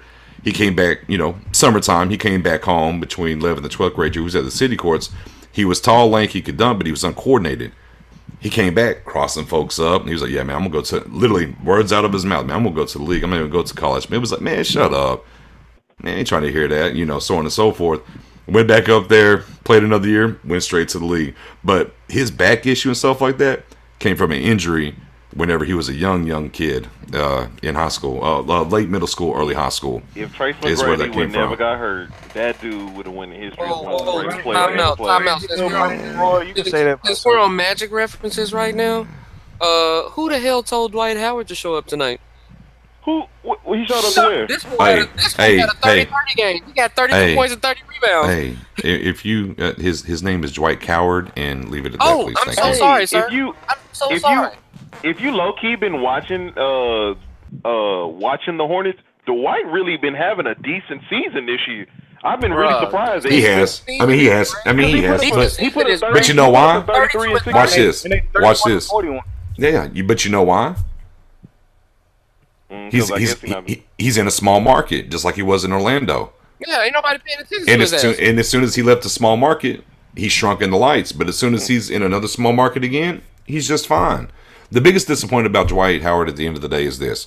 He literally, for a man of his size and athletic ability, could have easily did great things in the league, but he was too much of a big kid and never got serious enough, or didn't have nobody to push him to get him serious enough. So you saw the wishy-washiness, the LA stuff, the Houston stuff, and things of that nature, and then once he got to a certain point, which granted, he's kind of got some things going and stuff like that this year, but yeah, I mean, from a talent standpoint, man, I mean, that guy could have really been, at the end of the day, I'm not saying a top 5 center of all time, but I think he had a chance to be a top 15, maybe even a top 10 center of all time, but such is life. I think he could have been a top 5 center of all time if he'd have dedicated himself a little bit more, got him a more dedicated post-up game. I think he could have been top 5, especially for the period of time in which he was playing, as opposed to how much competition he had at center. I think he could have been top 5. I mean, Dwight, 30 and 30. He was almost too athletic for his body because he had zero touch as far as a rim player, like at all. Well, I mean, he had no post-up game. He had no inside game. And he had all the best teachers in the world. When you talk about Kareem, and had Hakeem down here, so he had teachers. Look no further than the coaching staff. Don't look no further than the Orlando Magic coaching staff with Patrick Ewing. I mean, they did everything to give him the tools, but he has to do it though. I mean, you can't just show up and. I mean, when you're a 10-year vet, I know it's a small detail, but when you're a 10-year vet and you still yelling short on your free throws, like, come on, bro. Like at some point, you got to get your shit together. Yeah, get your mind right, son. Okay. Like you shouldn't have zero confidence in your free throws. Like, okay, well, roll up and go tell Shaq that real quick. I texted him the other day, though. Super dominant player. Right, but you saying so many years all the time. Yeah, but I mean, Dwight has no confidence. Calling a spade. I mean, Shaq never really improved that much on his free throw percentage either. It was just that he improved everywhere else, so people didn't pay attention to him. Right. Like Dwight didn't commit to anything except defense, and once that body started to fail him, he was nothing. Right. I mean, hey, watch this, and you can say the same thing about Allen Iverson. Yep. Oh yeah, you want to go there? I mean, if you want to go there real quick, they kept telling you, hey, you got to develop a consistent jump shot. We're talking about a 4-time defensive player. I mean, yeah. Hey, well, we're talking about Dwight Howard. I mean, how many All Pros and Defensive Players of the Year he got and stuff too? That is true. It's same thing. Defensive player like 4 times. Yeah, it's same thing, sir. But look, watch. When did Allen Iverson stop being effective in the league? What was he? 31, 32 maybe. When he went to Denver, that's when he started dying off to me. Right, he was like 31, 32, right? Right, he died off before then. But everybody told him, hey, eventually you're going to lose that first step. You had to develop more of your game, and he never did. And as soon as his step left, he was out of the league. Yep, that is true. That's what kept Jordan alive. Because once Jordan's body started showing signs of aging and stuff like that, and he wasn't just that fade. That fadeaway. That baseline post on the box fadeaway. That gave him 8 more years. That gave him 8 more years on his career. Vince Carter's doing the same thing. Right, yeah. Started shooting himself. Hey, Jason Kidd. Hey, Rondo go look at Jason. Right. Go look at Jason Kidd and where he ranks. None, no 3. And look where he's at now in the all-time ranks of 3-pointers. He's like top 5, ain't he? Right. Hey, shout out Jason Kidd, 2011 Dallas Maverick championship right there. Turn up. Hey, Jason Kidd went out like John Elway. Hey, Deshaun Stevenson, he came up in the clutch. He came in the clutch in the finals. Whatever. 92. Tim Duncan's plantar fasciitis is what got y'all that damn ring in 2011. Say that again. I said Tim Duncan's plantar fasciitis is what got them that ring in 2011. Oh, okay. Congratulations. Hey, Dirk went Super Saiyan on boys. Yeah, I mean, he was closing games out left and right. No that doubt. dude, man, he was closing all the games out. Devin close that game out. I don't believe it. I don't buy into it. Nobody got time for that. Hey, I'm sorry. Just a little rival talk. It's all good. It's all good, man. I love the German. No, the Germinator he was killing, man. Hey, people forget, man. Hey, man. He took out them Lakers. One thing I can say about Dirk is I've never ever seen Dirk quit. I've never ever seen Dirk not show up. I've never ever seen Dirk not try, and I can respect that as a superstar, quote unquote. You don't see that all the time from people that you consider quote unquote superstars. And Dirk's always been all about the team. He's always been about the winning. He's always gave it his 100%. And he also did the reverse. He was a great outside shooter. And worked himself into the post-up game. Yeah, you know, so, I mean, shout out to him and the work he put in. I mean, hey, he's a top 5 power forward all time, period. And we might be talking about top three. Top three. We might be talking top three. I'm not even going to sugarcoat it. He's top 3. He's top 3. Man. You can't name more better than him. Yeah. I like it. I'm with you. And BJ, what's over with the podcast you're gonna be dropping pretty soon? Hey, yeah, man. So obviously, if y'all be paying attention to the Fish and Grits page and everything, we just linked up together and we're sharing together us as the Deep in the Huddle group, along with Fish and Grits and vice versa. And with us on that side, me and my man Steve Messiah are going to be starting our podcast here real soon. I've been rolling, if you pay attention to the Fish and Grits, or if you're already over on Deep in the Huddle. I've been doing the Knicks and Six for a while as a written format for about a year or so, getting that going and everything from the NFL standpoint. And of course, over in Deep in the Huddle, we cover college sports and college football and things of that ilk too. So getting through the draft and everything else like that, we'll be rolling out our podcast as well. If you're not already over there, hey, go get the member request on. We'll get you on in there. Get ready. Me and Masai will be in there doing our thing with these guys as well and cross-promoting and whatnot. So, yeah, if you're about that football, hopefully as you listen to me today about the football side of things. I'm out, BJ. Yeah. I'm out, BJ. Let me go on record because this is my people, this is my fam. I love them to death. This is one of the smartest human beings I know when it comes to football. I'm going to put that out there. And everybody that knows me as a sports fan knows that I'm not joking when I say that Boy, shit. I know a little bit. I'm telling you right now. I'm going to tell you how. I'm telling you right now. I'm telling you right off the top. Who should go number 1, BJ? Shaquan Barkley. All right, bam. I'm sold on exactly. Hey. But I'm telling you right now. Is about to be live this year. Everybody that's listening to this podcast, I'm telling you right now, if you are not about that football life, do not put your toe in that Deep in the Huddle water. It's piranhas out there. If you're gonna come in there, you better come. You gotta know. You gotta know what you're talking about. I mean, there's a lot of Facebook groups out there that are like troll groups, and we want to troll left and right and stuff like that. That's not what we do. I mean, it's legitimate football talk. They about that life. If you're not coming in with some opinion, you're gonna get ate up and spit out. See, that's what we try to, and I'm glad that we linked up because that's what we wanted to bring to society. Because it seemed like there's a lot of people that just get on these narratives and they get on these waves and just want to talk about things just to get likes or get views and whatnot. Oh, yeah. But we want to really talk about stuff that people are really not talking about. Like when we came out the season, when we was hyping up the Nuggets and we giving love to the Jazz, nobody was really talking about that. It was all about the Cavs and all that. But it's like it's other things out there that need to get a lot of focus and get more attention. Yeah, I mean, definitely. I mean, there's so many different avenues and stuff like that in every sport, not just football in general. It just happens to be where my passion is and what I've delved into and different things that I've done. And, we have the tagline over Deep in the Huddle called GMing from the sideline. And I've been doing that for a good grip now. I have my big hits. And hey, just like any GM, I do have a couple of misses in there. But I do hit more than a miss, though. So it's a good time. I think it's a good perspective that we're going to be able to bring. And different things. There's a lot of shows and a lot of podcasts, and everybody kind of regurgitates the same thing. Just how you were talking about of the Utahs and the Denvers and stuff, but Cavs this, the Golden State this. Same thing when it pertains to the NFL and the things that people always want to talk about. But there's so many different layers and stuff that are out there that we want to bring to the forefront and stuff. Obviously, just how anybody does their due diligence in that, you're going to cover what needs to be covered. But, there's just so many different things to bring to it. So I'm excited.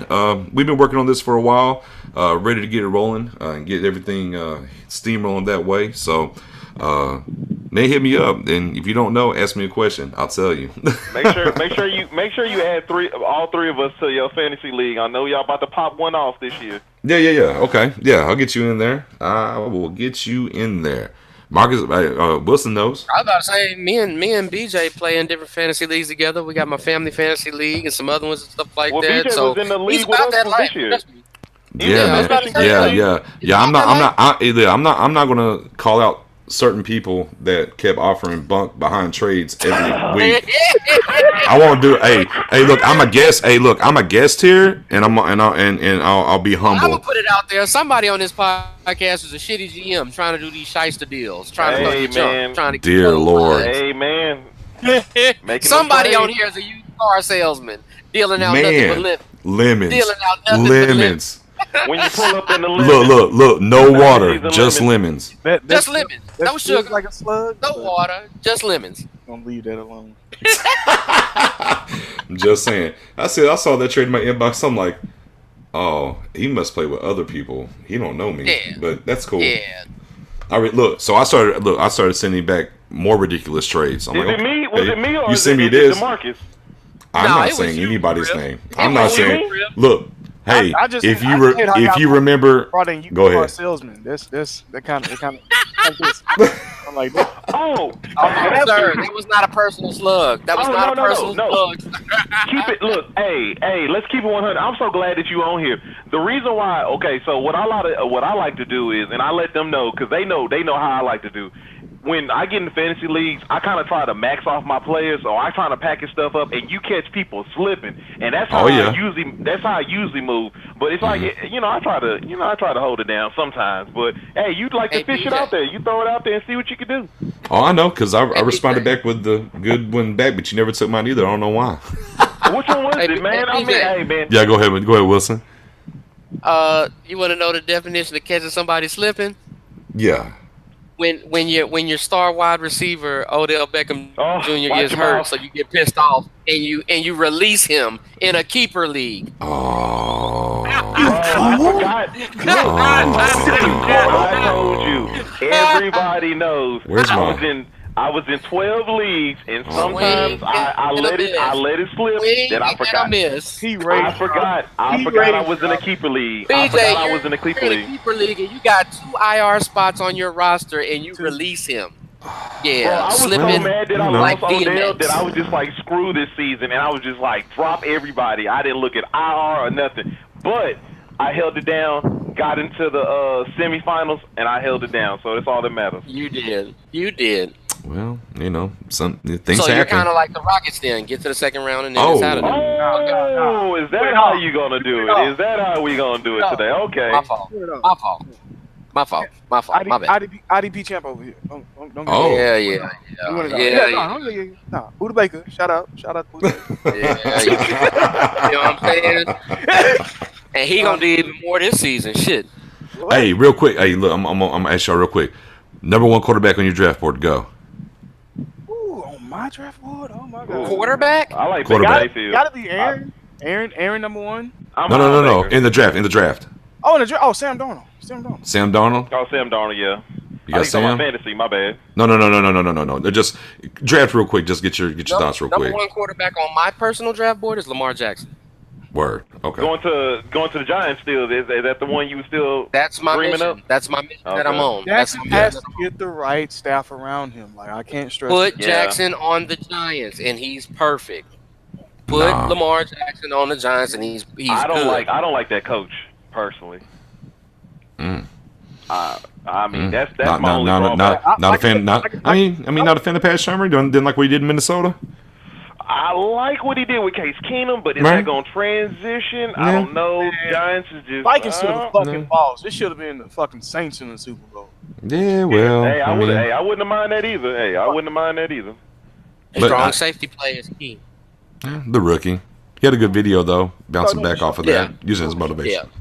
But Giants are going to take a quarterback. I mean, that's just not going to happen. So I mean, he can campaign for that all they want to. They're not taking a quarterback. They're gonna take a art. They got to take. I don't know, man. No, they're not gonna take a quarterback. Y'all forgot who they picked in the 3rd round last year. The guy that Patrick Mahomes ran up out of Texas Tech. What's his name? The black dude. What is his name? Think about it. Come on, Texas God, Tech. What is Who his was name? it? Because they was talking about benching Eli for him. Oh, Right. Oh, what and is he's his still name? and he's still sitting right God there, not damn going it. anywhere. That's why they're not going to take a quarterback. They're going to sit there and wait. Now, with all Now, the don't get me capital, wrong. I fully believe that they won't take one in the first round. I didn't have them taking Lamar Jackson in the first round. I just wanted them to take Oh, well. Lamar Davis Jackson. Webb. There you go. There you go. I don't have them drafting him. I don't have them drafting him in the first round. Because they was talking about benching Eli, and that's when they threw Geno out there. And I'm Geno like, out what, there. you got Davis Right. Webb out here? You might as well see what you got. That's with why him. they're not, and that's the whole reason why they're not going to take one. They're about to get a bevy of picks, whether it be Cleveland, Yeah, so Cleveland can pick 1 and 2, or it's going to be Buffalo. One of those two guys are going to come up. Oh, yeah, Buffalo about to throw the kitchen sink. If Yeah. that Buffalo rumored package is out there for real, and the Giants don't take it, they're dumb Yeah, I as don't know hell. what No, they take it too damn long. Hold on. Here's what they need to do in that package. They need their first second round pick, not their second. Then it's a go. I feel that.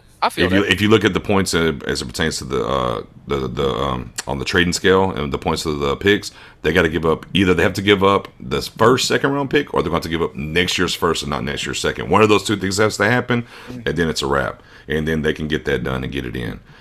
However, as it pertains to Lamar Jackson, because I keep seeing this stuff about he's going to go second round and different things. Now, depending on who you believe, First round. I know I agree, but different guys out there talking about he's going to go second round. But I mean, again, there's other people. There are people in the league that have him number 2 on their board. First and foremost, going to the Cardinals. yeah. No, first and foremost, Baker Mayfield's number 1. Lamar Jackson's number 2 on my board. Thank you. I said Number Baker. number three is Josh Rosen. I want nothing to do with the other two. Okay, so there's that. What would you want Baker Mayfield to go to? The ideal team. Ideal team is actually who would I would want Baker Mayfield and Lamar Jackson to go to, and that's the New Orleans Saints. And if either one of those guys get to New Orleans and they sit behind Drew Brees for a year or two, Sean Payton will have a good job for another decade, and you ain't got to worry about it. Dang, I wanted Baker to go to the Chargers, but all right, you got. I mean, I'm with you with because he's fiery, and you got Rivers out there. You got a good learning experience and everything. But if if we're talking about ideal for those two guys, for those two kids, if they get to New Orleans behind Drew Brees and with Sean Payton there and those young weapons that they have, forget about it. BJ. Yeah. Stop it. I'm just telling you. You making too much sense? Stop it. I do not like New Orleans Saints fans as it is. I do not feel like hearing who that in the streets for the next 10 years. Hey, shout out to Michael Thomas, one of the great. He gonna one of the top 5 out there. He's top 3 to me. Yeah. Hey, don't worry. In the fantasy league that me and Wilson are in, I drafted him in his rookie year super high. People thought I was crazy, and I said, just watch. That dude is an and he's a keeper now. Marcus Colston 2.0. Except he's he's better than Colston. He's faster. Yeah, he's faster, quicker. Yeah, you can do more with him. Colston was like, get me in the middle. I'm about to fall on. Yeah. Colston was really. I'm a tight end, but I'm just a little too slender. Just throw it up high, and I got you. He was like, what's his name with the? He was like, what's his name with the Panthers? Kelvin Benjamin. Nope. Machine Muhammad. Not Muhammad. Machine Muhammad. Kelvin Benjamin. Not Kelvin Benjamin. The dude that was balling last year. Oh my God, he became the number 1. Funches. Yeah, he's like David Funches from Michigan. I mean, hey, he was a tight end in college, and then transferred into wide receiver stuff like that. But hey, Colston though, I mean, what was a 7th round pick? I mean, great production, great career. That what they got of him. Oh yeah, huge value out of him. That's just like And I'm okay talking about good value for picks and stuff like that. You know, Orlando Scanders just got releases in Washington now. Whatever, God bless him. Good luck. Wish he'd been gone about a year or two earlier, but that's okay. Either way, though, you took a 5th round pick and got 10 years out of him. Hey, that's value. That's huge value. If you get a decade out of a 5th round pick, that's huge value. You know, and never really broke the bank for you ever, and was pretty solid. So. You know, that's where it's. I know. My bad. I took it off course. You know, I'm always going back to football. My bad. I took it to the draft. Sorry. Bro, you get no complaints. You get no complaints from anybody on this podcast. I love talking good to me. Yeah. Some people out there hate talking sports. Personally, I like to talk sports all day. Oh yeah. It's just that we talk about more than sports. But trust me, you ain't gonna get no arguments from nobody here about talking sports. I mean, hell, we love it. I do think though there was another entertainment topic. No, yeah, no. Oh, we talking about Oyelowo? Beige rage.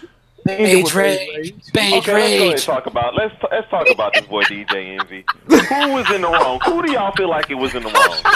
Envy. DJ Envy's dumbass was in the wrong. Thank you. You sit here and you on a program where you roast people on the regular and you gonna get offended by some random shit. Shut the entire fuck up. You gonna sit up there and ask me to apologize, and I apologize, and you still gonna have some type of problem. You still gonna with bark up the tree like you trying to pose and posture for your woman. Bitch, if you loved your wife that much, you would have never stepped out on her in the first place. Thanks. While you over here trying to catch feelings. Hey, He was time mad because out. he's sleeping on the couch. Hey, time out. Real quick. Who's scared of envy? Nobody. Man, that's the Like ultimate. you're being super tough. It's like, Come on, yeah, come on. on, I mean, you know, and look, if you know, he's talking about, well, you don't speak about wife and this, and you in the industry, and your show has the number one guy that's going to roast people and stuff like that. How does it pertain into you went on this second race show and talked about you stepping out and cheating and everything else, and then if you listen to the clip, okay, when he said she's there for the check, it was at the very end, nonchalantly. He said, "I don't know." He was like, Yeah, it wasn't really made, whatever. And then here's what happened. Wifey heard it, right? And she still needs her payback still. She's like, yeah, you better check them. And now Envy, You gonna let them just talk about me like that? right. And Envy's already in defensive mode. Well, it's like, man, I done went on the show for you, and I'm sorry, and I'm apologizing. All right, babe, I'm gonna check them. And then I got to fight every night to prove my love. yeah, and she put it into the flames, but now you just looking like, oh, cuz. And then, look, here's the thing about it. If he doesn't get up and walk away, it's really You walked off your own okay. spot. after You trying walked to off check your own somebody. spot. Yeah, you can't do that. Not in the, punked you, honestly. yeah, right. Not in the streets. You can't walk away. You can't get up Like and walk away. you played tough guy, but then you called your own bluff. How does that work? Right. And Desus and Mero let them have it on their show that night, man. They Oh, man, yeah. that's he Yeah. rolled on him. Yeah. That was My so word. funny. Yeah. I mean, again, and I think one of the things that Diesel said during even after Envy walked away and stuff was like, yo, I'm gonna get calls and stuff. Y'all didn't say nothing. Basically, put it out there. Y'all didn't say nothing about this beforehand, but then as soon as we got on air, you jumped us. Clickbait. Like that's gonna hit the rounds and stuff about people that might want to come up here going forward and things of that ilk. They know. So Yeah, you got set up for the that's- ambush, and then you failed at the fucking ambush. Right. Well, How you gonna set somebody Breakfast up Club to get is on the assassinated, downward. but your goddamn sniper rifle don't work? How does that work? Hey, Breakfast Club is on the downward spiral. iHeartRadio just went bankrupt. Right. Go ahead and show. You knew Breakfast they'd Club be ain't fishing never for been on like. my radar. I personally know. I just like it. I just liked it. I like it for a certain amount of time, but when Kevin Hart was on there and how they kind of backed him up and justified him trying to go taking shots at Michael Blackson, I was like, I'm kind of done with the show. They too crazy. Man. It's all about that Joe Budden podcast right now. Oh yeah, Joe Budden popping. Man, it's all about that fish and grits. Fuck what you heard. Oh, it's fishing grits too, but My then bad. it's My Joe bad. Budden too. My fault. I like We how was you talking threw it like out there. You know what? My bad. I had I a need to street cancel moment. My myself fault, for not fellas. doing that. My fault. Man, but anything else y'all got for the people before we start the rap? I didn't want to add that I would have probably risked it for Erica. I probably would have risked it. I would have taken that. I would have. I said, goddamn, I just had to go out there and take that sacrifice. I'll take that L. Oh my god. She bad, boy. She bad. R&B grill. Back at it again. Hey, no, shoot or shoot. Hey, man, I would have shot my shot, but hey, Shoot or shoot. it is what it is. From deep, boy. What else can you do? Hey, man, I'll leave out here again. Hey, man, I appreciate y'all having me on. Had a great time with y'all, man. It was awesome. No, yeah, for sure. And, everyone's listening again. Jump over to the Deep in the Huddle page. If you about that football life, get on there, get it popping, get ahead of schedule. And like I said, here in a few weeks, we'll be rolling the first official Deep in the Huddle with Nixon Messiah podcast out for y'all to listen and everything. And again, man, I appreciate y'all having me. No doubt, no doubt, man. Shit, it won't be the last time. You know, that's what it's all about, man. It's like that family feel, man. It's all love, you know, similar interests, like-minded individuals and stuff like that, man. I can't wait for those people that don't know. I'm gonna try to figure out if me and BJ can get together and do something crazy because we'll both be at the NFL draft. Yeah, some little live casting. A little live casting, dual cast. Yeah, we'll do something a little spicy. Yeah, we'll do something definitely. And we got some other folks gonna be with us and whatnot. So yeah, I mean, we'll definitely have a lot of info coming in, and you know, other than that, maybe some live videos of us drinking or something. I don't know. Okay. While y'all doing that at the draft, where we gonna be at, Griff? We gonna be at the Infinity War. Yeah. Hey, guess what? I didn't know they didn't have. Well, hold on, no, Wilson, I got this one. I didn't know they didn't have, you know, movie theaters in Dallas, but that's cool though. You know, you gotta kill. Yeah, we'll see that soon. We'll see that soon. We're gonna double dip. We're gonna double dip the draft and the Infinity War. So we're gonna do both. Multitasking. Maybe you young guys don't know about that. He didn't got on us twice. Kick him out of here. My teammate got out here like Roger. Get out of here, Roger.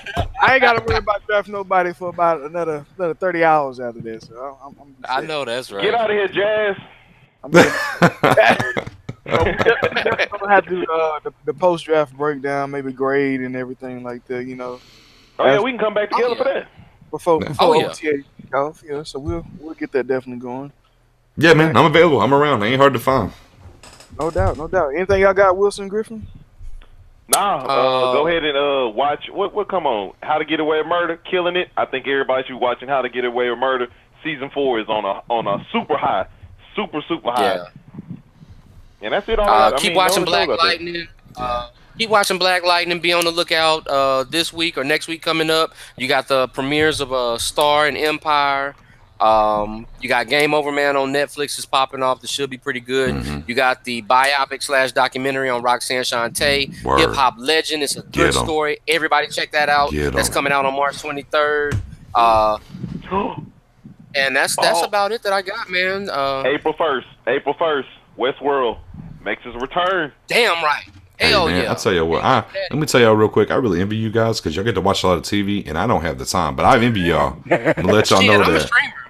Hey, stream TV. Hey, look. That's old head talk for streaming these days. Okay, when you say watch TV, everybody streams now. We know that. Oh, you know what I'm saying? Bro. But all the content that y'all inhale as it pertains to shows, man. Hey, you're too busy being a mogul, man. You ain't got time. It's I'm just saying. If I was boss status, I wouldn't be watching no TV, man. Exactly. I got too much free time. I got too much free time on my hand, man. I'm trying to get me a job. I'm trying to. What is me and Marcus trying to tell you? Time out. Cause I would be remiss in not mentioning my brother, who we love joking around with and have had an absolute blast on the podcast. But please believe this man is a mogul. If you are in East Texas, please go visit one of his 3 stores. Games to Go. He does video games. He gets it in. He's not only a salesman, but he's a player. Hey, and for all y'all, we do carry, you know, Blu-ray anime. We got them box sets and everything, like Games of Thrones and all them shows y'all talk about. We got those in stock too. Shameless plug. Hey, that's in. Hold on, that's in Longview, Kilgore and Gilmer. Just to let y'all know, Longview, Kilgore, and Gilmer. Yeah, hey, I do have a Facebook page. Look, I'm in here like being one of them rappers now. Hold on, and we got a Facebook page. Go like the page. You know what I'm saying? Send a message, whatever. And we'll try to get you fixed up for sure. Anything you need. Hey, we carry everything from Atari, original Nintendo, all the way up to PS4, Xbox One, new, used, the whole 9. Sorry, shameless plug. We here for plug walk. Yeah, you know what I'm saying. I'm plugging it all. Culture. That's what it is. That's it. Yeah, man, drop that plug in there. Yeah, I'm gonna get it in whenever I can. Hey, look, you crack the door, I'm gonna bust it down. I know that's right. This episode will now be called Plug Walk. Yes. Stay to the end for the plugs. Nick's in here plugging everything. Deep in the Huddle podcast, video games. Yeah. Hey, drop them, man. Me and Marcus out here been dropping plugs for a mini podcast trying to get that Marvel deal. Hey, man. Hey, look. You already got. It sounds like you already got half the script wrote already. I was listening. I was like, man, let me just shut up and listen. I hear it. Yeah, he's got it going down. I said, okay. That right? From now on, when we bring BJ in, we just gonna refer to him as Hustle Man. Hustle Man. Hey, look, slow grind, but a show grind, fellas. That's all. We all on the same path. We just trying to get there. That's it, bro. That's it, man. But shit, as for now, this has been Fish and Grits, and you guys have just been served. Y'all enjoy. Yeah. Hey.